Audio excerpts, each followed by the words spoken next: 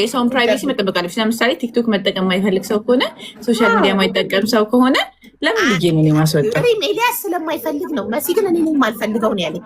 ኤልያስ ስለማይፈልግ ነው። አይን ፈርቼ ነው ሀቡዬ። እኔ አይን ፈራለሁ። እኛ አበሻ ጠንካራለን፣ እንችለዋለን። እነሱ አይችሉት። ሀቡ ልንገርሽ ማርያምን፣ ሳሪም ታውቃለች፣ ማሚም ታውቃለች።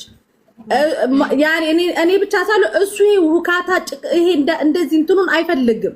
ለዛ እኔ በፖስቶ ምንም አይለኝም እኮ ግን በቃ እሱ ደግሞ መቶ ካልፈለገ ለምን አደርግለታለሁ? ግን ሀቡ አንድ ጥያቄ ልጠይቅሽ። ሪሌሽንሺፕ ፕራይቬት ቢሆን ነው ወይስ ፐብሊክ ቢሆን ነው የምትወጂው? ፕራይቬት ቢሆን ሞር ጥሩ ነው። ምክንያቱም ሞር ሴፍ ነው።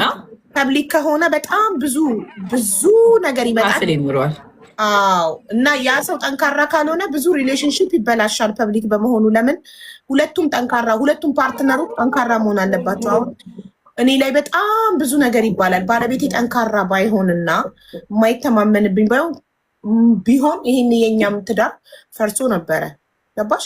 በጣም ብዙ ነገር መልካችንን እያስተያዩ እሱ ቆንጆ እሱ አስቀያሚ ናት፣ ስለዚህ አይወዳትም። አሁን ያንን ሲባል እኔ አስተሳሰቤ ዶማ ብሆን አዎ አይወደኝም ብዬ እኔም ትዳሬን እፈታለሁ። ገባሽ? በነገራችን ላይ እንደዚህ ነው። እኔን አይተሽኛል። ባልገዝታ እባላለሁ። ትሰሚያለሽ?